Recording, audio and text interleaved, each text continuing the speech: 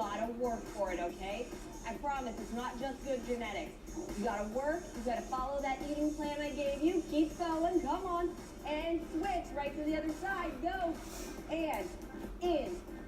Squeeze it, come on. That's it. I know your shoulders are starting to burn. We're gonna do some work today too. It's all right. We can hit multiple muscle groups. Your head in line with the spine. Shoulders pressed down away from your ears. Squeezing your abs in, flat back. Good, keep breathing. Sink that weight back. So, Kat's modifying, she's on her knees. Just a little rock front and back, but still engaging those abs. Very nice, keep it going. Katie, how you doing? Good. I love this, nice flat line. Good, keep going. Okay, full sit-up, alternating leg lifts. Kat does not have to wait, and she's doing it with a bent knee. Still engaging those lower abs, still lifting the head, neck, and shoulders up a bit. That's okay, I don't expect it to.